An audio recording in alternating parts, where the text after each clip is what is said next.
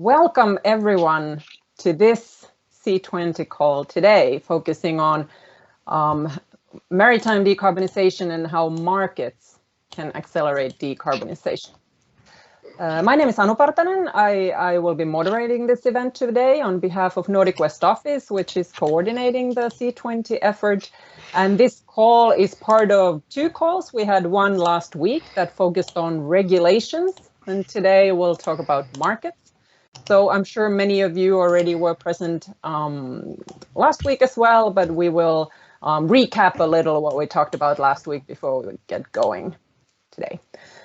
So first, just a few housekeeping rules to sort of repeat what I said earlier, that we have a great attendance. I see people arriving constantly, so let's keep our microphones muted and our videos off when not speaking. And if you're not on the panel, you can send questions and comments throughout the discussion on the chat window, and then I will take a look at it and I will bring them to our panelists and so on. So we certainly hope for a lively conversation. Please feel free to send comments and questions along the way in the chat. No raised hands in this event. We have sort of a packed schedule and quite a few speakers, so we're not going to be taking questions via video, but we will take them in the chat. This event is, you should consider this event a public event. We have members of the media present, and we have quite a large attendee audience, and we'll also record the event. But very much looking forward to all the questions and comments that you have. Let's take a look at our agenda now. So we will start with a little chat between me and Martin Stopford, and we'll mainly just briefly recap what we talked about last week and set a stage. What might we want to talk about today? Then we have our esteemed panelists present, and we have a few secured questions for the panel. But of course, as said, we really welcome audience comments and questions all along the way. Martin, welcome.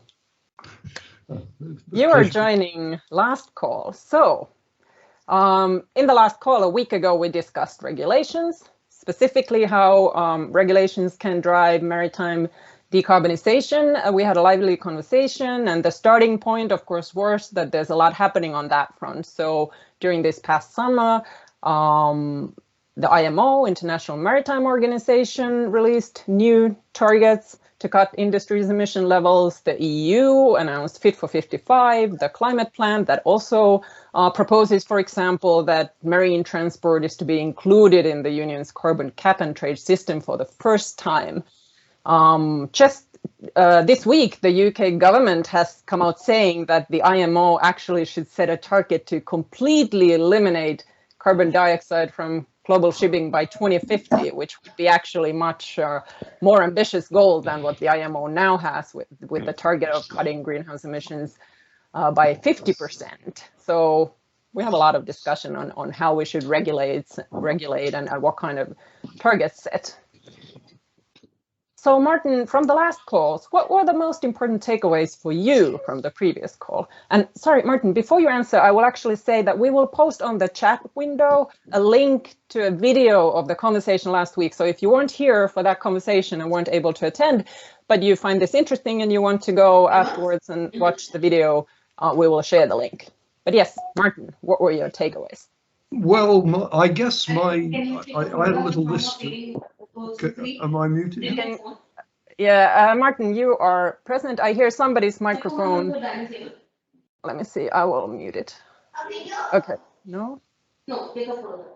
Please mute your microphones. Sorry, I will just go over. I can see some people. Okay, now go ahead. Okay, well, I only have a vague recollection of what I said last time, so I'll have to go and watch that video. You know, thank you, Annie, for that great question. So I'm going to have to make up what I said, but to be honest, I'm never quite sure what I've said afterwards, and you have to wait to see what people tell you. You said I think what was, because it was regulatory, I had very much in mind the position of regulators, and I had DNV, I think, had just done their big launch webinar of their new energy study, and they had a maritime panel after that, which had all the great and the good of the regulatory side. And I think they all voted at the end, well, didn't vote, but at the end they were asked the question you just raised about whether IMO can stick with the targets that have been set. And they all absolutely agreed that they would probably be increased. But earlier in that webinar, they'd asked one of these panelists questions. They'd asked everybody participating, which I believe was up to 10,000 people, to vote on the question of whether we would reach the Paris target of 1.5. And if I understood it correctly, 75% of the people voted that they didn't think they would. I think that was the feeling. I think that was right, although I only wrote down the question. I didn't check it afterwards. But the point I'm really working round to is that regulators can set targets. It's their job to do this. But the point I opened up with last time was that we really have three levels of governance in the industry. We have a global governance with IMO, and perhaps associated with that a regional governance, where in a way the regional blocks may or may not be on the same side of the road as IMO. And then we have national governance, where, because IMO only sets goals, the national governments have to translate that into regulations, which then have to be implemented by and monitored for the ships on their fleet, on their register, and the ships in their territorial water. And then finally, you get down to the governance issue of the individual shipping companies. And my concern here, having spent 10 years working on and off with shipping companies on the digital side, and I do believe that the digital and decarbonisation go hand in hand. I think they're Siamese twins in a sense. And my concern is that the corporate structures we have in the industry today weren't really designed to deal with the sort of really complex challenges which lie ahead, both in terms of new propulsion systems, making decisions to raise finance, to do totally innovative investment in the ships, and then to actually build the networks of information management which will do this. And so I think my theme that I'd like to leave or to sort of leave in your minds as we discuss this is that in the end, it's the shipping companies who have to put the ball in the goal. It's not the regulators and it's not the nation states, it's the shipping companies there. And it's not just the shipping companies, it's the shipbuilders, the equipment manufacturers, many of whom are here in Europe, the ports, the information providers. There's a whole bunch of people who have to get involved in this and to make it work. So I think although this is a really exciting time, we have to think hard about who it is who's going to grab the ball or not grab the ball. That's rugby. Who's going to kick the ball into the net, And I know we have one or two. I saw Tom Strang coming online now, and I think he's a man who works for a company that's done lots of stuff on this. So I hope he'll join in the discussion later, maybe. But that's where I'd like to leave it. It's the guy. How do we get the ball in the goal? Thank you, Martin, and fantastic. And we'll bring you back. You're here for the whole conversation, and we have a secured question from Martin at the end. So we'll bring you back. During our last call, the experts thought that the technology for decarbonizing ships already exists, but infrastructure is lacking, incentives are needed. We need to work on alternative fuels. And of course, there was a strong call to action for regulators that we need to be ambitious. But yes, so today we are here to talk about exactly what Martin said. What is the role of markets and companies, and are they really the ones actually leading the way? So I would like to welcome our esteemed panelists here today. I think we could show the panelist names on the screen.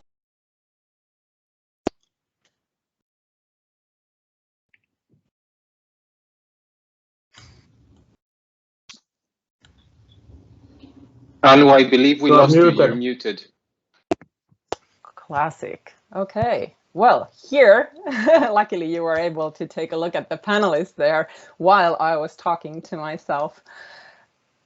Let's start with discussing a little bit the framework for funding and sustainable finance. So we have now in place Poseidon Principles, Sea Cargo Charter, tools, if you will, for finance, for demanding ships and ships owners to decarbonize in order to get funding.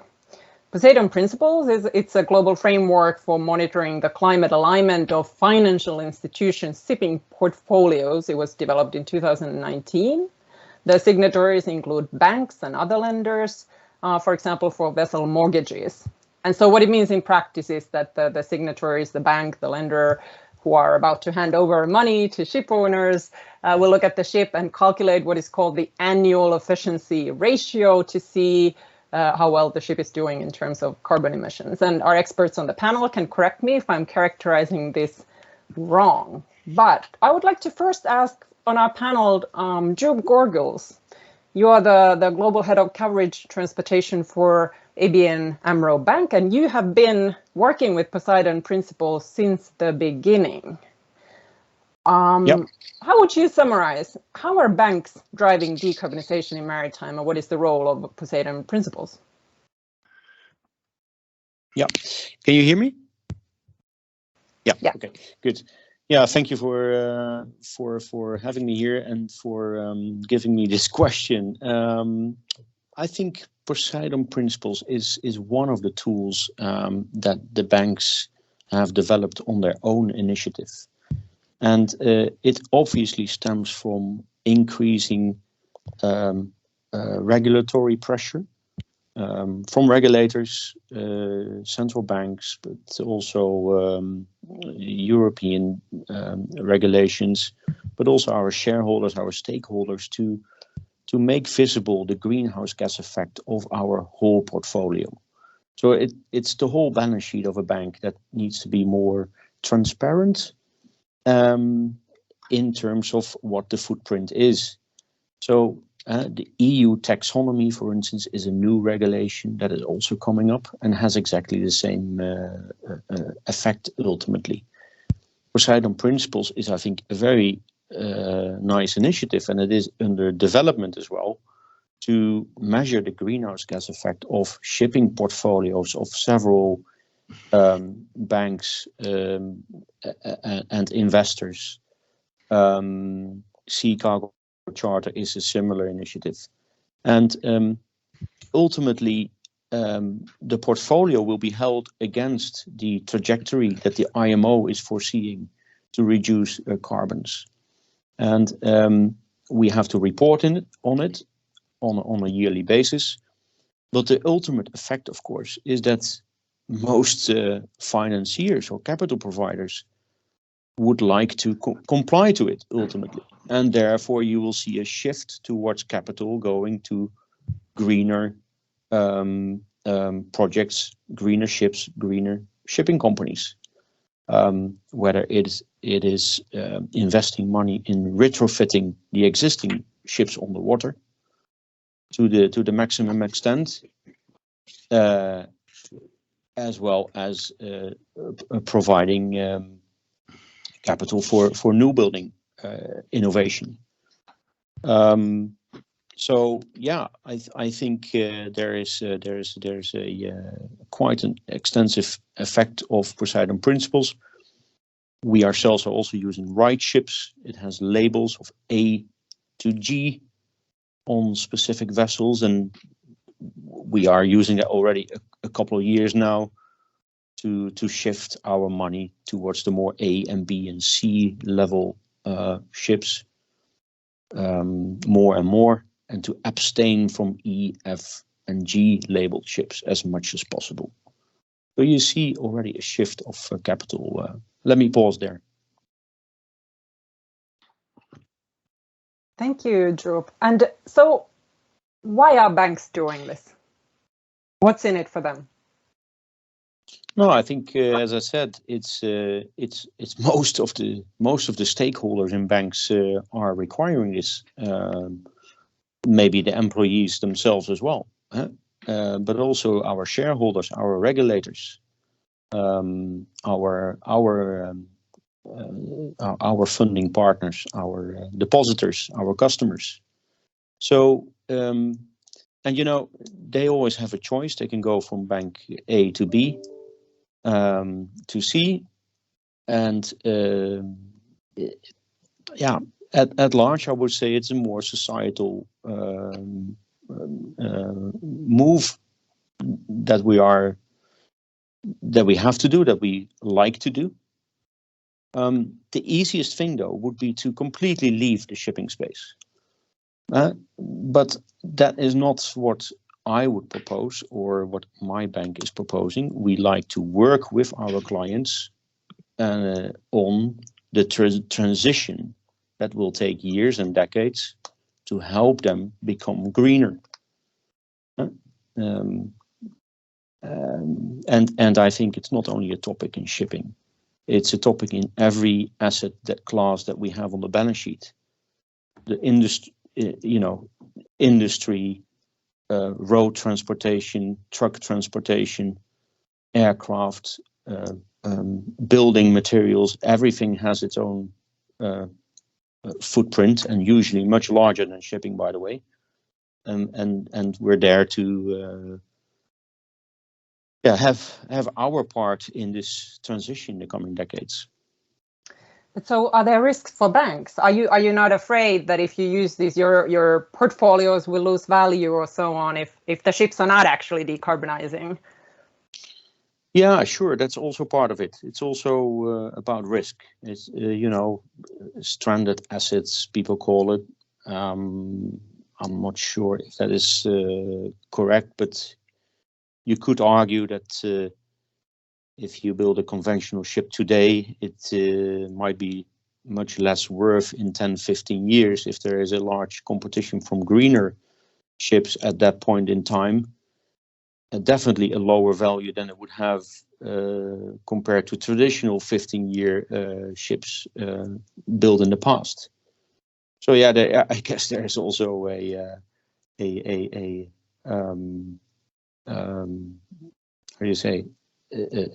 something we have to do in terms of protecting our own risk and return.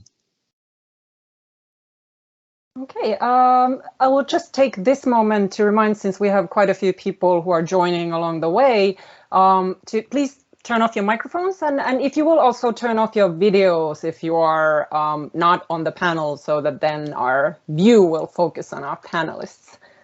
Thank you. Okay, so we have Poseidon Principles, then we have Sea Cargo Charter, which is sort of a sister charter to Poseidon Principles that is used by the charterers to calculate their own carbon footprint and to try to lower emissions from the ships that they use to transport their goods. Kevin Humphreys, so an increasing number of charterers are now demanding that ship owners decarbonize their cargo. How will this affect shipping in the short and long term? And do you think Sea Cargo Charter, for example, does it have a big impact, in your opinion? Yeah, thanks, Andrew. Great question, and good to see everybody, including some of my old friends like Martin, who I haven't seen in person in years. So it's at least good to see you here, and John and Joep, good to see you as always. I think Martin and Joep hit on some great underlying concepts that are happening in the industry, and I think when we think about how, or I say it's useful to take a step back and think, how do societies structure themselves in subsets of society, which is our ecosystem, and in the broadest sense of the maritime ecosystem, and the three ways that change kind of takes place is you've got the self-organization or the autonomy, the self-law of individual actors acting in the free economy, and this is Joseph Smith in The Invisible Hand. Then the other area is in the heteronomous or the group normative. In other words, the society at large has values that push things in a certain direction. And then in the last area is the theonomos, or the law of God, or the law of the sovereign. And so this is the regulatory area. So these three areas of law kind of drive societies and cultures in certain directions. And typically in our industry, what we've seen is the regulatory side, sort of the theonomic side, saying this is what you will do, and then everybody kind of catches up. I think what Martin and Joep hit on, which is really fascinating, and this question of Sea Cargo Charter and how this complies, is you're now seeing the individual actors creating market demands that are inside of that shift, is sort of beyond the regulatory realm. I think Joep was a bit humble in what his bank is doing, and all the Poseidon Principle banks is there's always a business need, and that's good and right to have a business need. But I think they're also doing what is just right. They're looking down the road and saying, how can we participate as an independent actor in doing what's right, reducing emissions, and creating market dynamics. So Sea Cargo Charter, and I want to expand on that a little bit. I do think it will have an impact, because what you're now seeing is those individual actors, those customers, if you will, creating a new market force that's creating a market and economic incentive in the marketplace. Now, of course, this is the charters we all know. This is the Cargills, the ADMs, the Trafiguras.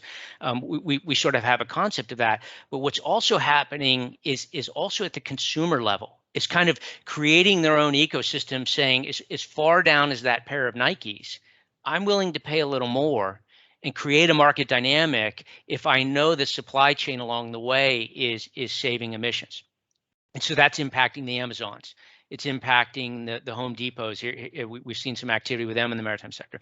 So Sea Cargo Charter is one aspect of this market dynamic of these individual actors creating market dynamics that never existed before. And so what you end up having is those three areas of law are sort of moving together now in a way they never have before. Is rather than chase regulations alone, and it's not that regulations are bad or we shouldn't have them, but rather than sort of catch up to regulation, you're seeing things like Sea Cargo Charter push the envelope and create a market dynamic that will create incentives in the marketplace that never existed before, trickling all the way down to the consumer as well. And I think that dynamic, like on the box side, is really important. We have one audience question that sounds to me like it's maybe directed to Joep, so I'll just ask it here, because it's asking, how many A or B rated ships are there at the moment? Are you able to answer that, Joep?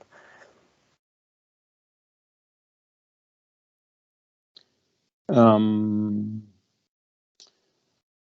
not sure what it is, but it must be like 30–40% of the fleet on the water is my best guess. But maybe others have a more better number. Martin? Overall, I encourage all the panelists, please just use your raise your hand function or wave at me if you want to comment. That's perfectly fine if anybody has things to add, and especially if the audience questions are not directed to a particular one. We're more than happy to give a turn to speak. Martin, do you want to address this question? Yeah, well, there's a lot of really interesting things coming out here. I mean, the ABC rating actually is exactly what they tried to do. The insurance industry tried to do with ships in 1764 with the first Lloyd's Register. It was just like that, and eventually it came to grief because there were massive arguments over how you rated individual ships, and they ended up rating ships. All ships built on the Thames were A, and all the others were B. You know, and and then they ran into problems over paying for the monitoring of the surveyors. You know, they came up with a settlement, but it needed a lot of surveyors to implement it. And so I think there's one issue there about exactly how you define the criteria. And if 40% of the fleet today is A and B, those are diesel ships, and probably ships that will still be in operation in 2040, because we don't have the technology to replace them at the moment with anything better. So is this I mean, are you rating ships, or should you not be rating the companies who are really embracing the technology and who are actually able to tell you exactly what their carbon footprint is, not just on the ships, but as a company, and what, you know, how much per ton mile and all that sort of thing, which is, I think, where we're trying to go both with the charterers. So that's a point for Joep. Can I just chuck in another one for Kevin though, and that is that although you know the point that you're making, Kevin, about charterers bringing up this new dynamic is good, but the funny thing is I noticed when you know, watching how the market moved when the oil price went up very sharply at the beginning of the last decade, it was actually the charterers, especially in the tanker side and things like oil products, it was the charterers who were the most reluctant to change the speed of the ships in response to the new high price of bunkers. And so, you know, I'd ask you the question as to whether, in fact, there's an awareness, you know, whether charterers are prepared to look at the trade-off between the price of fuel and the price of ships and the price of time.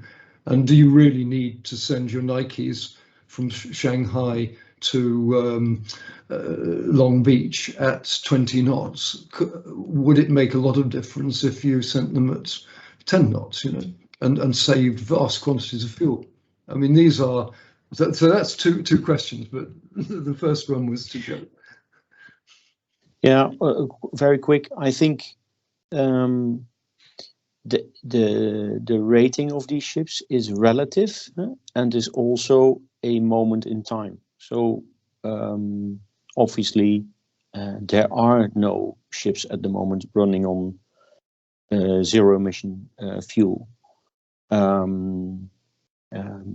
So it is indeed all conventional combustion ships of heavy fuel oil usually, but it is the A and B are probably the most efficient today on the water. That is, and I think so. It's not static. It's relative in time, as will be the portfolio of these banks. They will move along as the fleet gets greener by further innovation.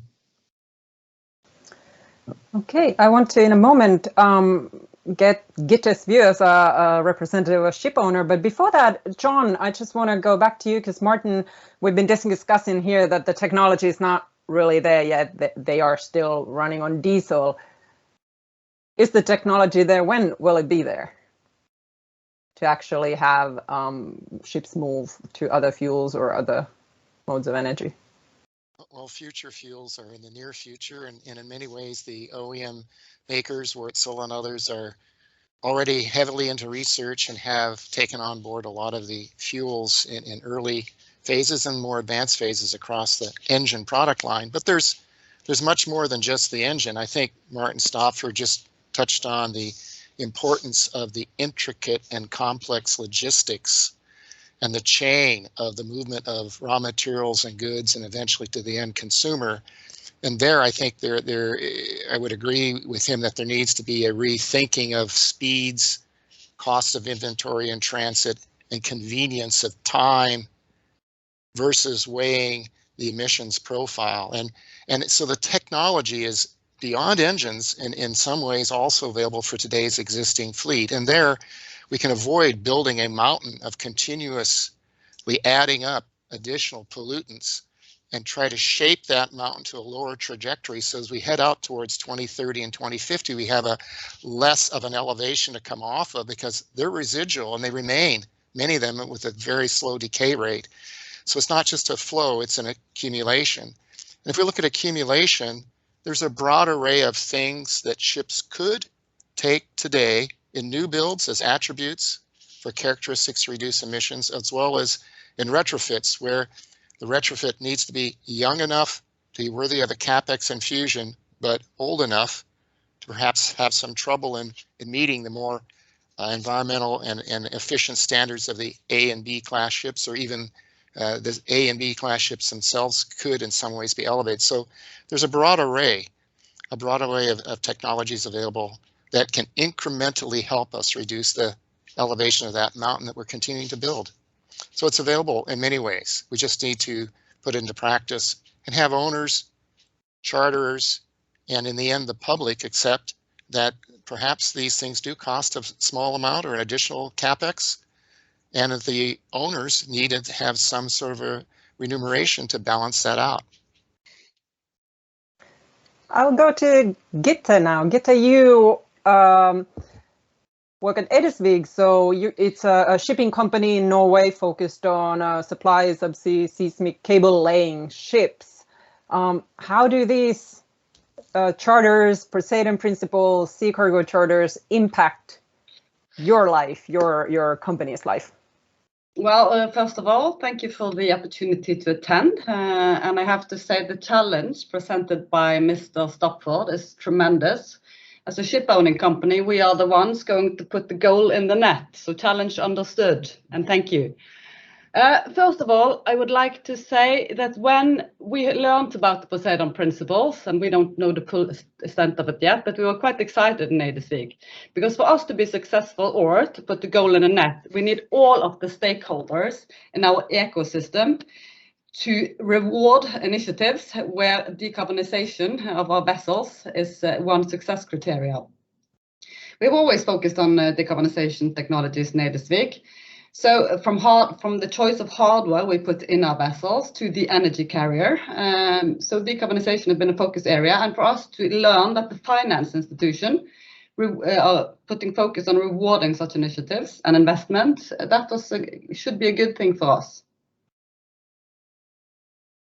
So I think, yeah. And yes, just to say that all of our banks, finance institution, we're not the largest company in the world, but all of our Norwegian lenders have joined the Poseidon principles as well. So any and all finance institution we're currently in business with have signed up to the Poseidon principles, Joep. And so what about the sea cargo charter? Do you see charterers impacting ship owners' actions? Does that apply to your company? No, we use something called supply time and are part of the BIMCO atmosphere, which Martin for sure will know. So, but and up until today, we haven't seen any specific charter requirements focusing on our environmental footprint, unfortunately. But I am sure it will come.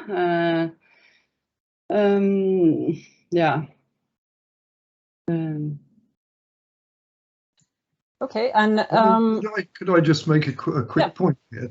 I mean, I was just in the city at a webinar that Citibank ran. Well, it wasn't a webinar; it was actually face to face, believe it or not. And but this focus, we had a politician there, a chap called William Hague, who was very articulate, and the city analyst. And I think really, just to pick up Gitte's point, and indeed John's as well, that what they were saying is there is an enormous critical mass of stakeholders outside the industry which is building up, not just on decarbonisation, but on the whole environmental and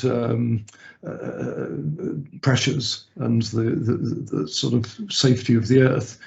And I think that the absolutely strong message coming through there is that if it isn't there now, it will be in future everywhere, except I'm inclined to agree with Gitte. The charterers do tend to be, you know, all these big companies, they have wonderful policies up at the top, but when you get down to the chartering, the transport department, they will do anything to save 2 cents, you know.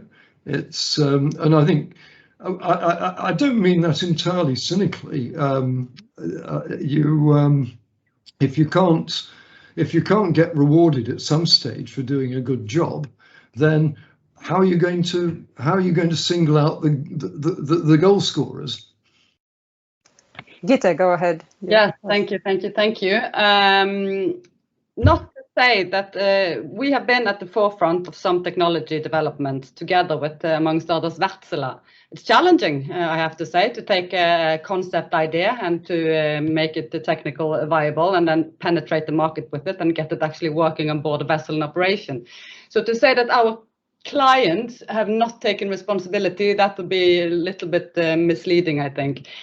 To put a little bit more color into the perspective, without our clients, the likes of Equinor, we would never have been able to launch or take into operation some of the technologies we have done in the Eidesvik fleet today.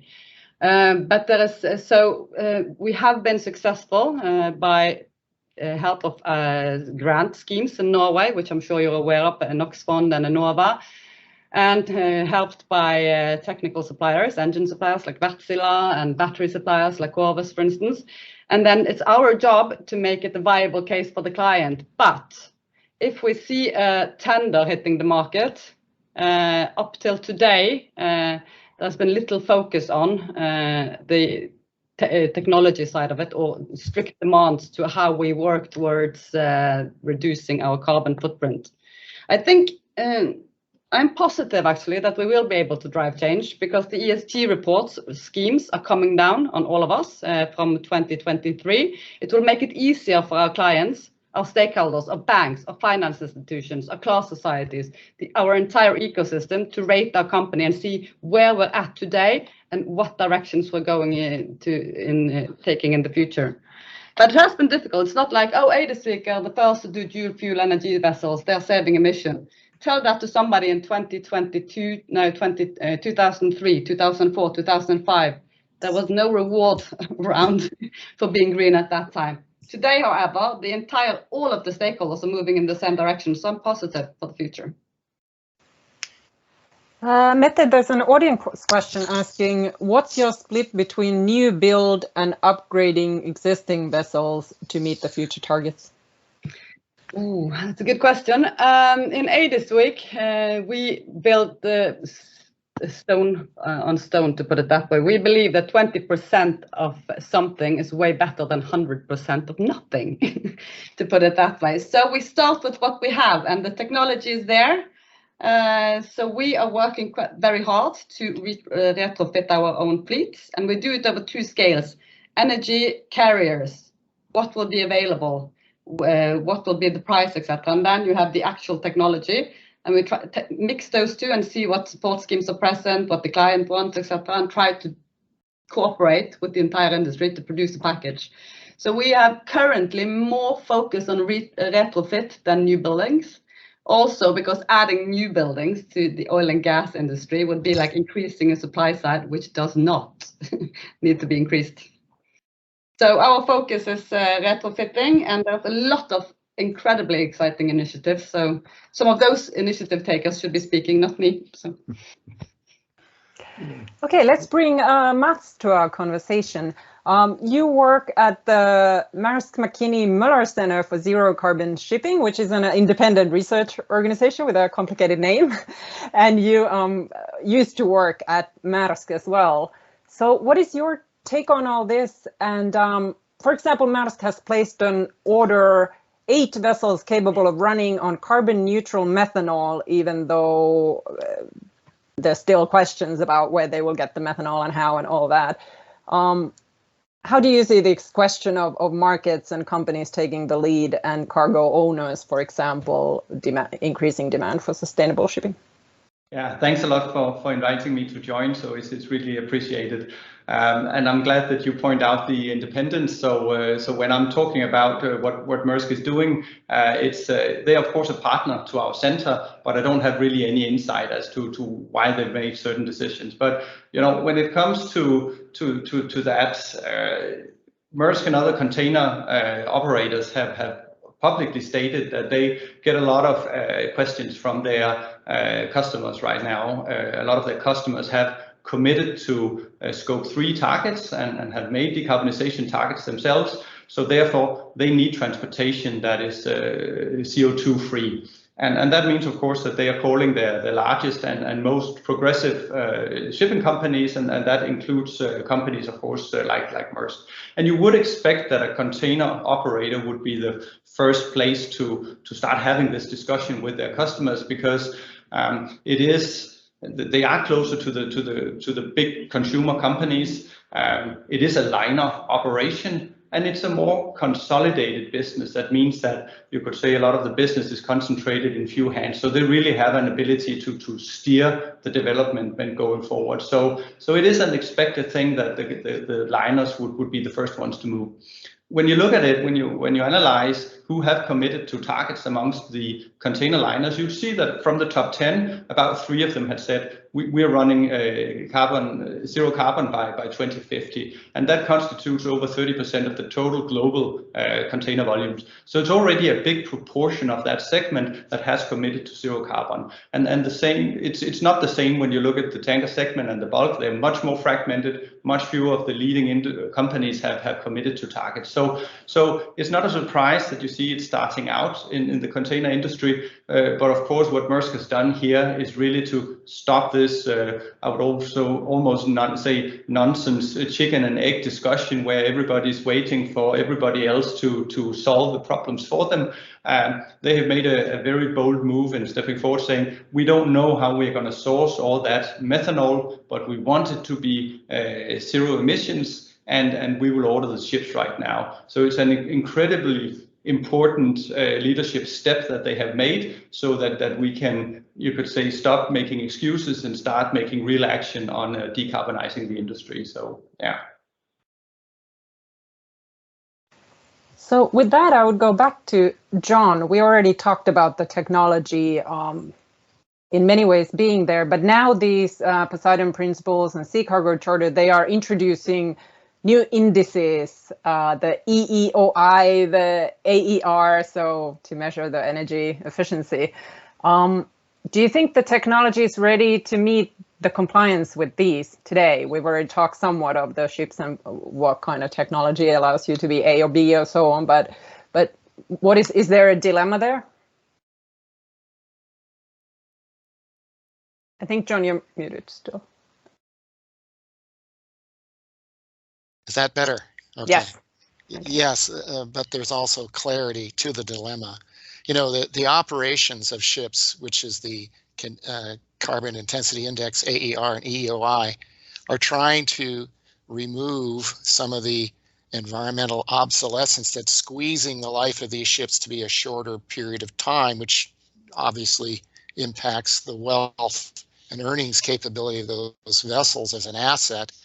But you can extend that runway, additional years of compliance with smart solutions that Wärtsilä can provide if we are not seen as a transactional supplier.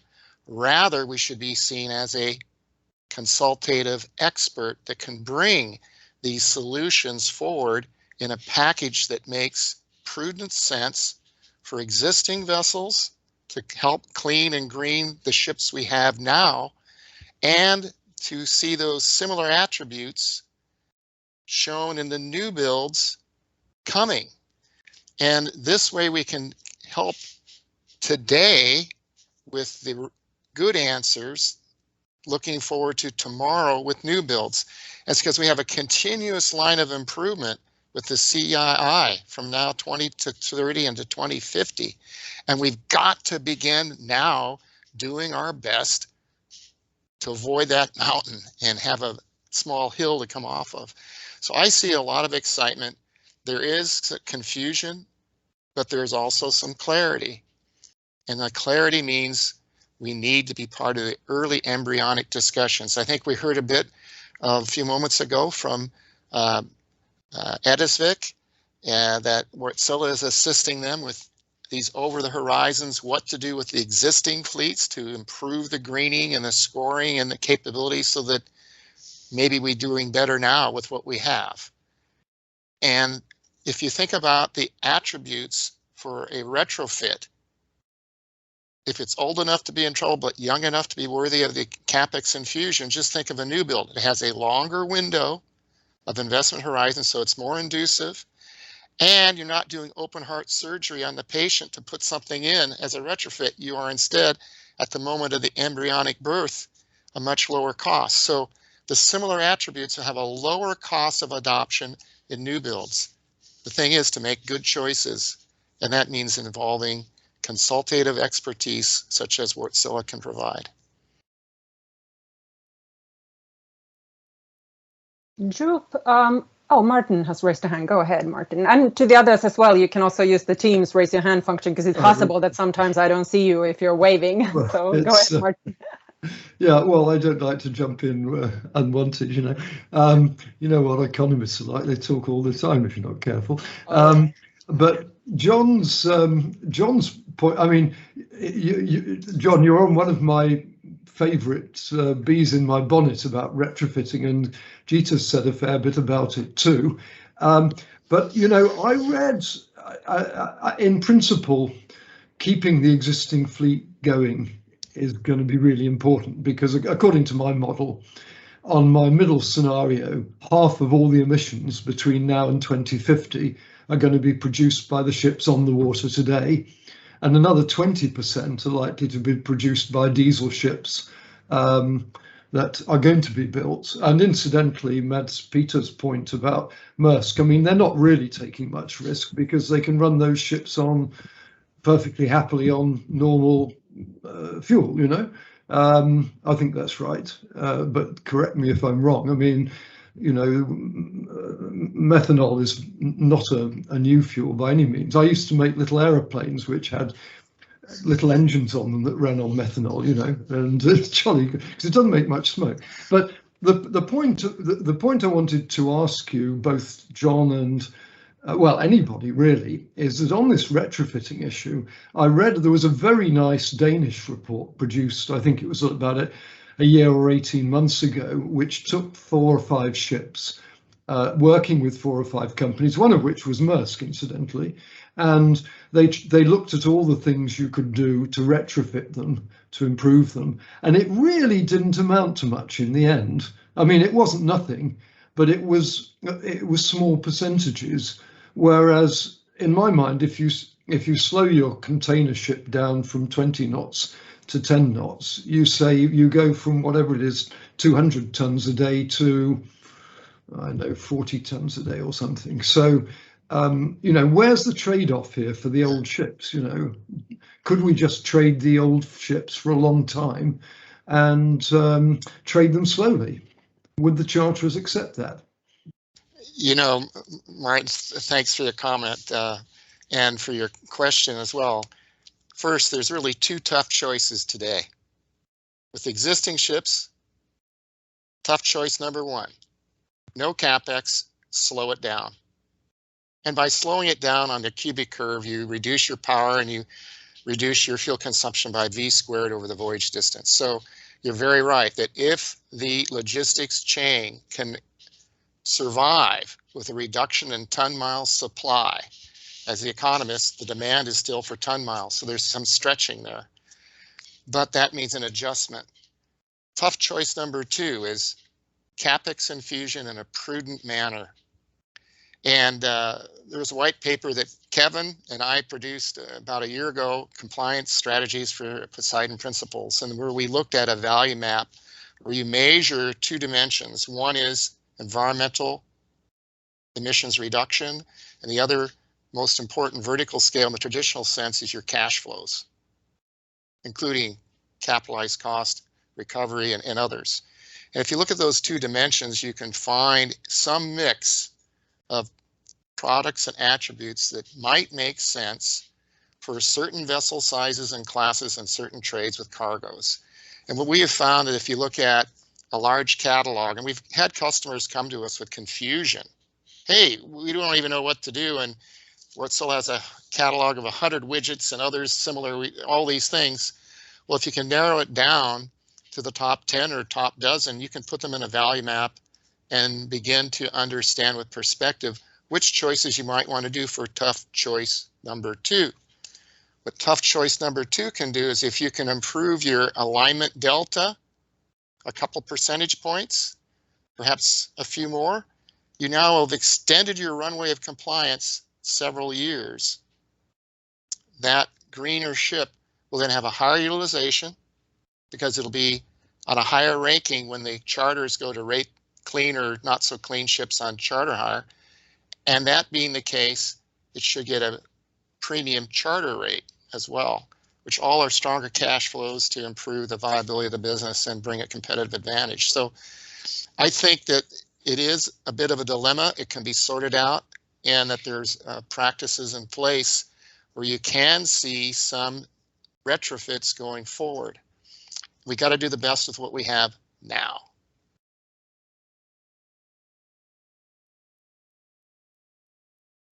And we can't hear you. I think I saw you mouth my name. So yes, go ahead, Kevin. Okay, you raised the hand. So thanks. I had a follow up for John, Martin, and Joep maybe.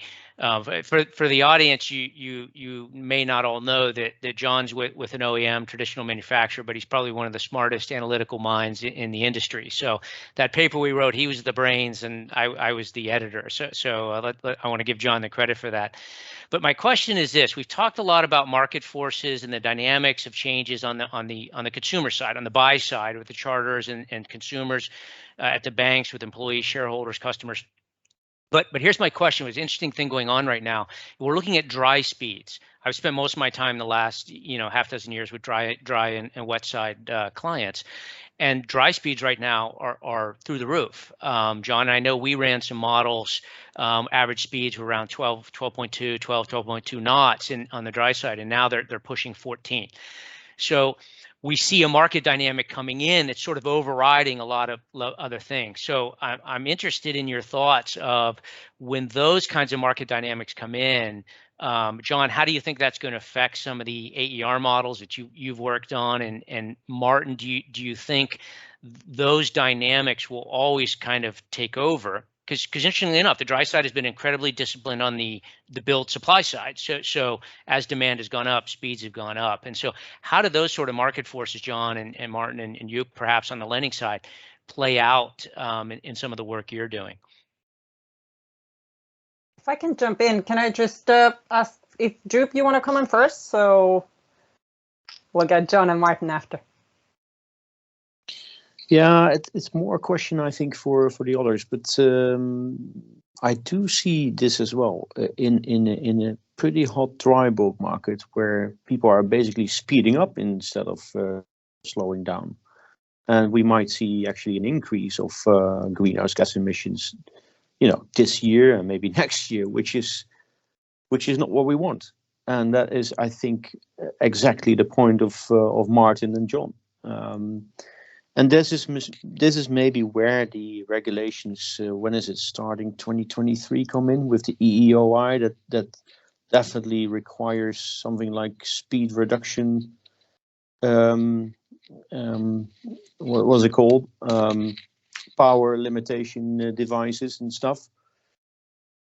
I don't know. Maybe over to John and Martin. I'm certainly not the economist like Professor Stopford here, who I've read most of your great books. In my simple way of looking at it, comes down to feast or famine. And the commercial shipping industry is generally in a famine with a very brief feast. And when the feast comes, they've got to make the best of it. So I think that the owners, for selfish interest, which is their own pocketbook, and rightfully so, during a brief feast, speeds as fast as they can to bring as much strong cash flow and revenue in so that they can survive the famine that's bound to come for, unfortunately, a far longer period of time. If we look back in the history of the shipping cycles, feasts have been extremely brief, followed by a long period of famine or near famine.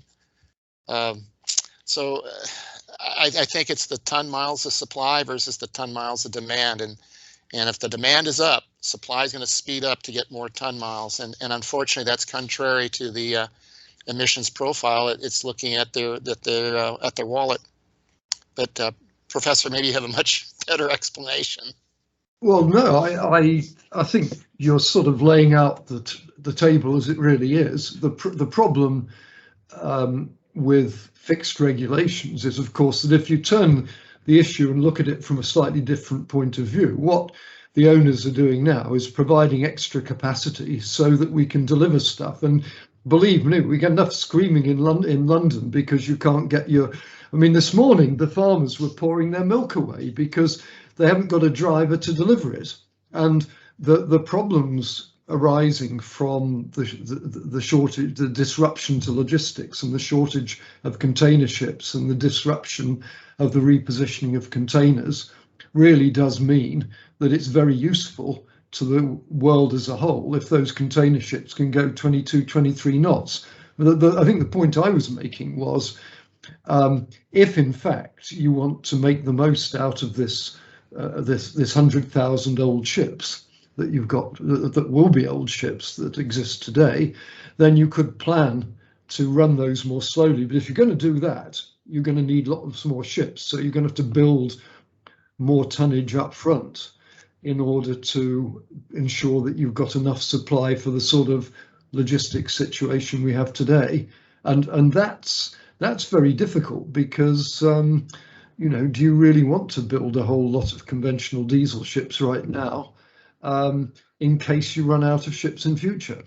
This is a very big, challenging issue, I think, going on that one. But generally, I agree with you. I just think that the speed is a varying thing, but there's no reason why perhaps Joep shouldn't allow some very well managed old ships. And there are plenty of ship owners around who will claim that they can operate, they have absolutely first class old ships. I seem to remember Concordia were running their tankers, their VLCCs, till they were 25, 30 years old, you know.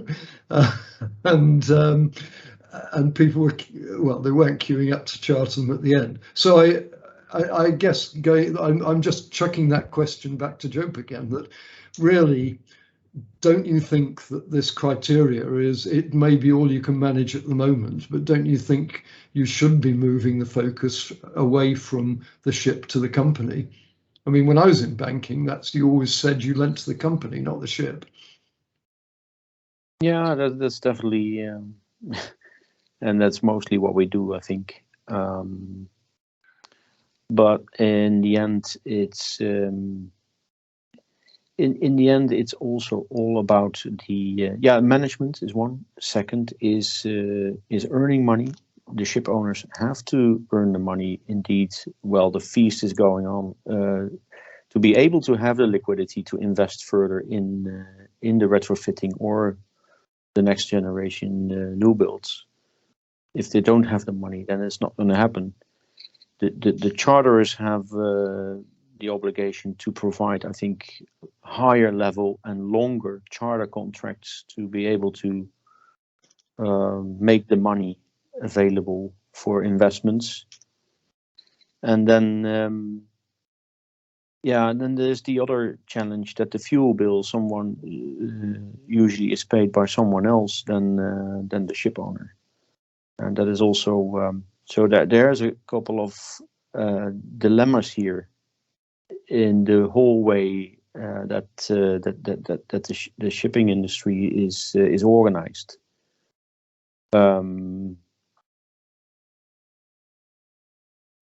Yeah. I mean, if I could just, Anu, I'm sorry to come back yet again, but you sort of set up a comment here. I mean, don't you think that there's an issue here when that it's not a dilemma about the speed of the ship, it's a habit.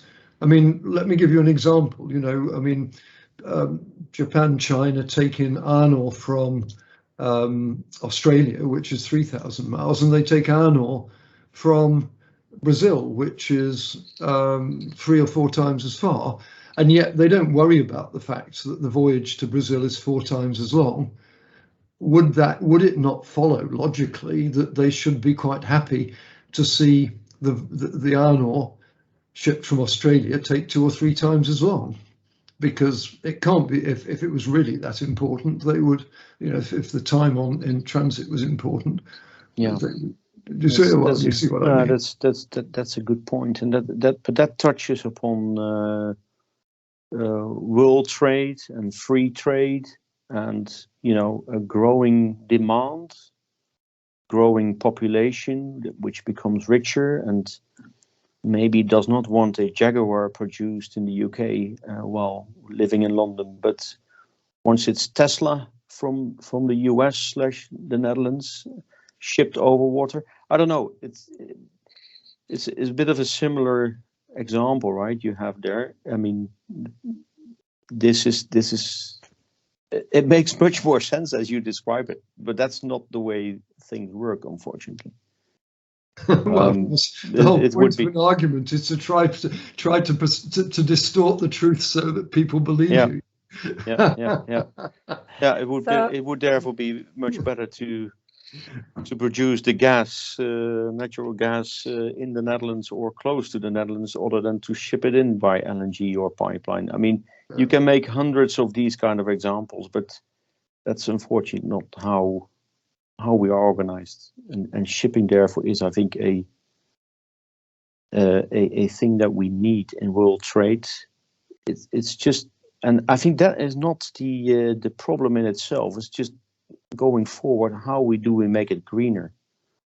I mean, you can also say let's not go on holiday and don't step into into an aircraft, but don't go on that business trip. Don't go into an aircraft. But yeah, where does that go to?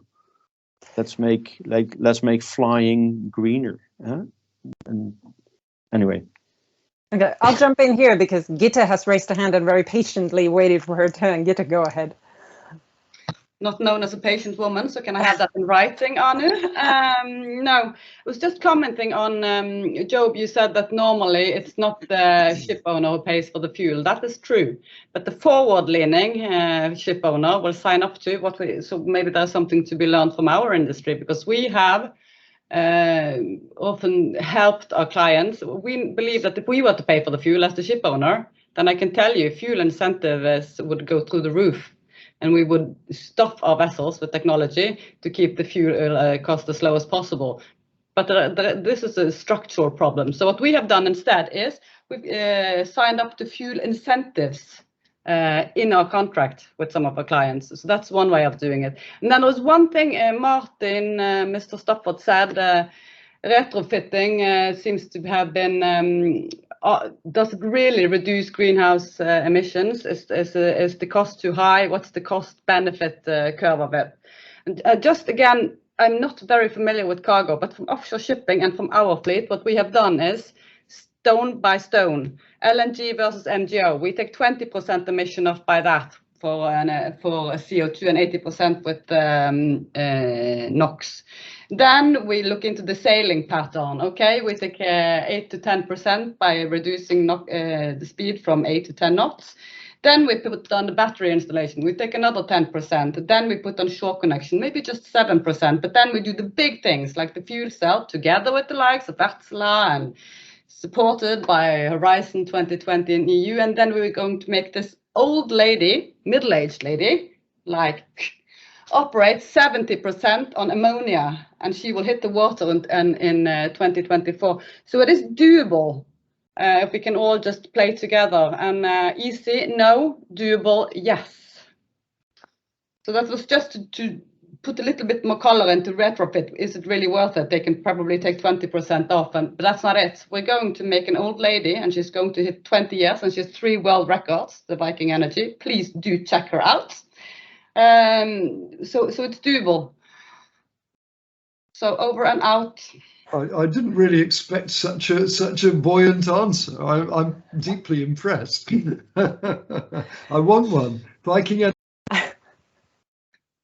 Yes, welcome to visit, sir, when COVID is over. John has raised a hand. Go ahead, John.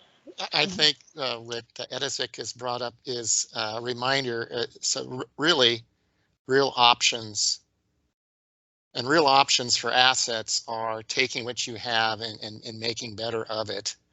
And these increments all build on each other. And so I think that's an important thing. You also have to look at the possible flexibilities going forward, and that's where if you select the right combinations of technologies, your vessel can morph in the years to come to ever newer standards, which are getting tighter and tighter towards 2030 and 2050, as well as newer technologies that are coming in to enable those improvements. And as long as you're not locked in a vessel that is not as flexible.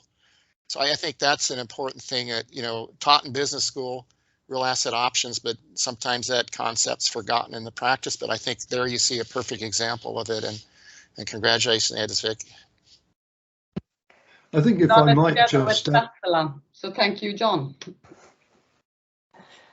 I think just one follow-up from that, and that is that all the things that Gitte described, these are quite complex, and a lot of the things that you can do for retrofitting, you need to build experience in the company, and it seems to me that's what seems to be the problem when I chat to especially people in the bulk area, is there just isn't the capacity to accumulate this sort of experience, because there's been no need for technical people like this in the past, and you know, that's well, for example, just local to you, you know, you're in Viking Line, I think, put a little sail on one of their ferries, and then they, after a couple of years, they took it off, I believe, because they found that it just didn't work with the wind patterns, just didn't work with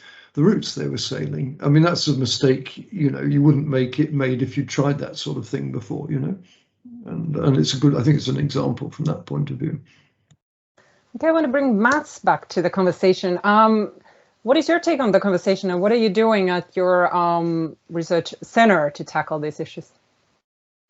Yeah, no, it's a lot of good points that are being brought up, and I think it really points to the conclusion that if we want to decarbonize the shipping industry, there's no one silver bullet.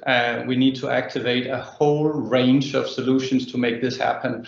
I mean, there are a number of critical levers. Some of them are technological. Some have to take place on land with the production of the zero carbon fuels, and some have to take place on the ships, which include, of course, new technologies on board and retrofitting and so on. There are a number of things that have to happen with the customers, the way that the shipping companies are interacting with the customers and making sure they understand that their willingness to pay needs to be worked on, which is not a natural thing for somebody working in procurement or in the chartering department, where your sole incentive is to make more money and save cost. But there needs to be a pricing of the emissions as well in that relationship. There's the finance thing. Joep has already talked about it.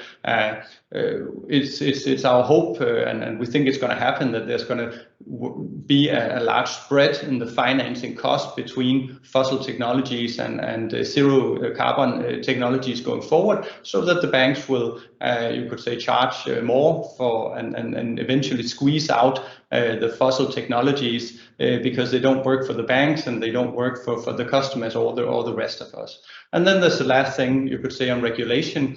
There's a ton of things that need to happen on regulation. You talked about it last week, and from our side, we are really beefing up our efforts here, because it's not only about energy efficiency. Here, the regulation needs to be tightened continuously, but there's also the carbon pricing through market-based measures, and eventually a phase out or a drop dead for fossil technologies that need to be implemented. So you end the game, and those things have to happen real quickly, so we avoid the hump or the mountain that John talked about just before. We need to make sure that something happens relatively quickly, so we don't waste this decade and see increasing emissions over that period of time. So it's a lot of things that need to work together. And if you were to ask me about what is strongest, market forces or regulation, I think the recent spike in speeds from in the bulker segment and the container segment shows us that we need a little help from the regulators here, because market forces are not going to do this by themselves. Yes, excellent point, tying together our conversations last week and today. I want to bring now in David Cummins, who has kindly agreed to ask a secured question. David is the president of Blue Sky Maritime Coalition that works specifically with North American industries and is a coalition of companies over there. Welcome, David. You were present at the last call as well, but what would you comment or ask our panel? Yeah, no, thank you. And it's really a privilege to be here with such a prestigious lineup of panelists as well. And I've really enjoyed the conversation. My question is maybe taking a slightly different turn, because we've talked a lot about how do we improve from where we are today. Whereas I think to get really down to zero by 2050, we have to start more with the vision of what it looks like and work backwards to today. I don't know that we're going to get there. We're going to get maybe most of the way there. So with that as sort of context, I'd like to just ask the panelists around, when you're in 2050 and you look around and our industry is completely decarbonized, what does it look like? So for example, it could look like autonomous ships that are masterfully controlled by AI worldwide. And so in automotive terms, charters don't lease vessels anymore or lease automobiles. It's like an Uber service where you compete, ship owners compete more with their digital skills around everything arriving just in time. So you don't have to speed quickly because you're not getting to the port and waiting for 3 days after you've taken an extra cut 3 days off by going faster. But just getting your thoughts on what does the world look like when you look around in 2050 and how is that different from today? Okay, who wants to tackle that? We can do a round, but raise your hands, visionaries or visionaries present.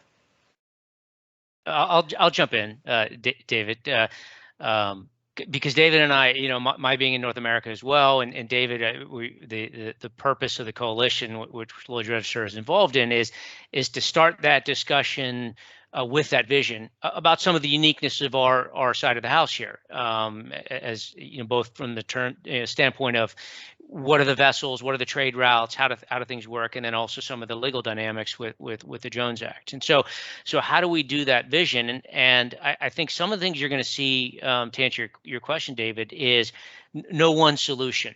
In other words, we've got this long-term goal and we've got the vision, but when you look at the dynamics of operations, and we're working backwards to say what is a coastal tug look like? What does their overall operations look like, and how do we reduce the entire ecosystem of that stream of the industry?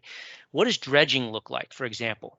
Not just the physical asset of the dredge, but when we dredge, really understanding the geology that we're dealing with. And so that entire ecosystem of that particular area of business, we're looking at it to drive down emissions. And so the solution may be port electrification. It may be wind battery integration at that port to supply that port. It may be LNG as an initial bridge fuel. It may be ammonia if you're in a heavy agricultural area that you have ready supply to ammonia. So the answer to my question is when I'm asked this, how do we get there? It depends. But you have to be asking that question backwards from the vision and take a look at the entire ecosystem, not just the ecosystem of shipping, but the entire ecosystem of where those ships operate. What are the factories? What are the agriculture that's supporting? What's the dredging it's supporting? And that kind of discussion will lead to a myriad of answers. And then going the other way, what we're seeing, particularly in my involvement in some of the startup communities in the maritime industry, is solutions we never would have thought of are being brought in. And I think that's important to remember that Uber, as David mentioned, didn't come from the taxi cab industry. It came from the tech industry that both increased supply and demand. And so it created a whole new ecosystem, and we see examples of that all over. So I think a lot of the solutions we don't even know exist yet, but they will come in from the outside saying, hey, I've got the solution, maybe technology, maybe digital, but I think this has an application to maritime. And that a lot of the solutions will come there, and those of us who are kind of ensconced in this industry maybe missing that. And I would point to the startup world as one of those that bridge between startup and maritime that are really driving a lot of those solutions. Okay, we have raised hands. Mats first, then John tackling the question second. Yeah, I think I'll just continue on Kevin's comments. Maybe the smart money haven't broken into shipping yet, and that I guess it tells you a little bit of a story. I don't know why they are staying out, but yeah, of course, a lot of it has to do with it being a very capital-intensive business, and therefore it's hard to break in. But when it comes to that future, I think there are a couple of things. One is that there will be very sophisticated large trunk lines that are operating, you could say, maybe autonomously and with very large, super efficient ships. But I think there's always also going to be a big mix here that you will have flexibility around it, where there'll be, you could say, additional smaller trade lanes that will be operated by some of these old technologies that we are seeing today. They hopefully will be zero carbon, but they will be manually operated in many ways, and they will be shifting around very quickly. At least I hope that it will be with only on-land electricity. So once the ships are in the ports or near the ports, that they will be hooked up to electric systems, so we don't have the burning of bunker while you're just lying idle. I think it's going to be a number of different fuels that will be present. There'll be, you could say, electricity for short routes, and there'll be some that could run on hydrogen, whereas the long ocean-going vessels will be going on some of the fuels like ammonia and methanol and so on. But I think because of the constraints on production, I think there'll be a number of fuels that coexist for a very long period of time, and that may actually be fine. And then, of course, you'll see more bunkering. There'll be vessels that need to bunker much more often, which will change the trade patterns. So those are a couple of the points that I would see. John, next, go ahead. I certainly agree with everything was said, and my crystal ball is perhaps cloudy when it comes to forecasting, and with this caution in place that my precious wife would say, my crystal ball's opaque. One thing we see is a broad range of changes coming, and that goes back to my earlier comment about the value of a real asset option, its flexibility. And with a wide range of fuels coming into the market, where you'll see LNG, synthetic LNG, bio-LNG, methanol, hydrogen, and eventually ammonia, all these different combinations, you have to have a power source that can digest these fuels. And that's one of the things that Wärtsilä is focused on now, is to make sure that we can accomplish efficient propulsion power to move ships with whatever fuels coming. And I think that's a very important thing to keep in mind, that as we look into the future, you're going to have cleaner fuels to get to the 2050 ambitions now. And we have a lot of capabilities now, and we'll have an assurance of a broad range of options available. Because I don't think you can nominate a single silver bullet today. It's a very complicated, complex problem from the logistics side, the technology side of fuels, availability, distribution, pricing, what the market will bear. It's a lot of unknowns. One known is there'll be a lot of fuels. Gitte, what does your crystal ball say, either for the future of the industry or for your company? No, I think it's strange to take part in this discussion, actually, because it's so dead on.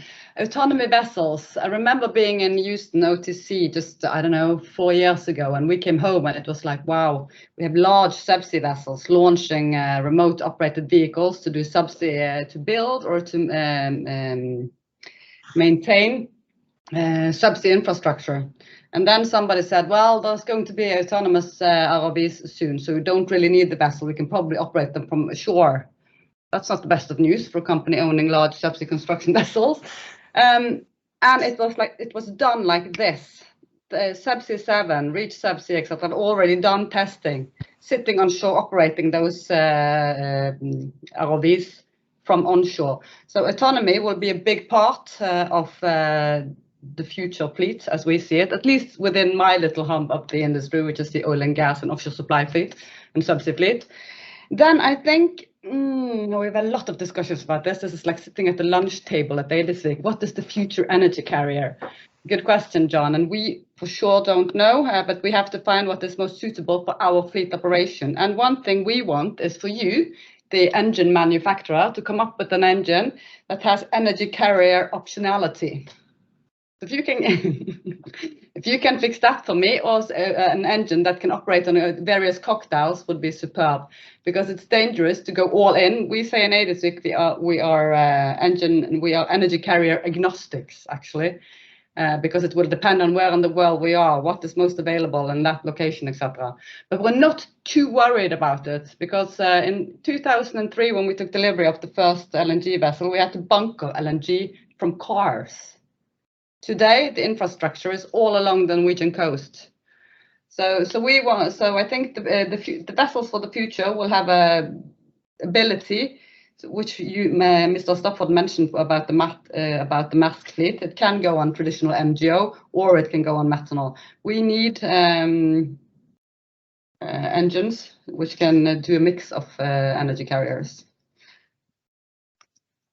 Okay, what about one more thing regarding the market? Can the market do this alone in its purest sense, supply and demand, etc.? Quite honestly, gentlemen and ladies, I do not think so. I think we need another set of market, and I think we need a three-dimensional market, which where the license to play for a ship owner should be three-dimensional over profit, sustainability over two scales, social and environmental responsible actions. If we can have such a three-dimensional market, then I think we can hit our targets for 2030 and 2050. And to have Poseidon principles, sea cargo charters, etc., it's definitely a step in the right direction, but we have a lot of work ahead still, all of us. And so what do you think are the most important next steps that should be taken to go down the road, Gitte? What I think are the most important steps, I think we will do what we have always done. We will work together with the tech suppliers. We will keep an eye on and build our organization set to keep an eye on the various energy carriers. Then we will knock on the door for our clients, as we have always done, and try to find solution with them. The key factor for having a three-dimensional marketplace is cooperation. We need all of our stakeholders, from the finance institutions to the insurance companies, to the engine suppliers, to the energy producers, to work together. So this is not a small task, but I'm glad it's being discussed. We have never had bigger help. The FN, the UN report, the DNV Energy Transition Outlook, the IEA report, etc. At least this challenge has the global focus now. So I'm sure we're going to find solutions between us, but also cooperation among peers. If we're going to compete each other to death, we will never never move forward. Okay, we're starting to run out of time. I want to give Joep comment on your crystal ball, where we're going, and then Martin will get to close. Oh, okay. Just very short. I think a lot of good things have been said, and I think there's not one solution. There's multiple at when we arrive in 2050. I do agree we have to be visionary now in order to come there. One thought that came to mind is the inclusion of the energy producers, right? I mean, there's, I think, a big task for the Equinor was mentioned, but there's many other oil and gas and similar chemical producers that have, I think, a big task in this. Transforming from oil and gas to cleaner energies by the sun and the wind.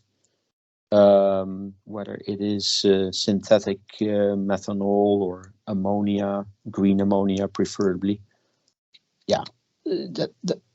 Ship owners are not going to do that. The cargo owners are not going to do that. That's where the energy giants come in, and that is a thought I wanted to add. And I will just briefly ask, since there's an audience question to Joep, from the viewpoint of a bank, is fuel flexibility considered a risk mitigating attribute for financing new building or retrofit activities? Yeah, I think that is the case. As Gitte was already saying, it's. I mean, if engines can be designed and therefore everything around it in the ship to run on multiple fuels, then I think we have a solution, right? And that is where the ship owners will invest. That's also where the banks will invest. So, yeah, for sure. That has all to do with optionalities and risks and lengthening the cash flows of the particular asset you're going to build and own.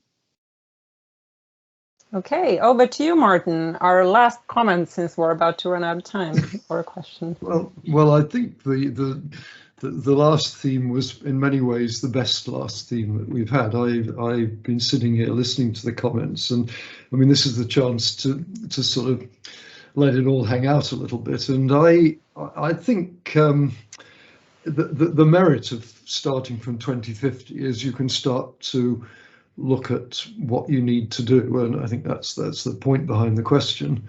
And it's interesting that one of the things McKinsey said, I read a lot of the stuff McKinsey's been writing about I4 technology on land, and one of the things they say is that the mistake that businesses always make is they start from the technology and say, how can we use it?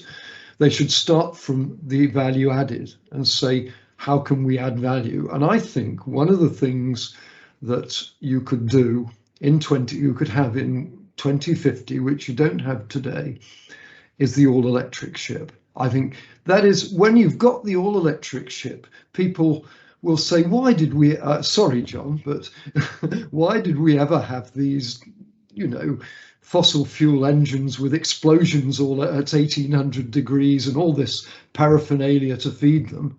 And I think that by 2050, maybe the outside of the ship won't look much different, but the inside will be completely different. It will be all electric. All the functional systems, you've got 8 major functional systems, they'll all be electric. So that means you can control them. You'll have got the sort of canvas for ships, which we don't have at the moment. And so you'll be able to run a ship like you run a chemical plant. I mean, they run, they project control chemical plants in a way that we just wouldn't dream of running a ship.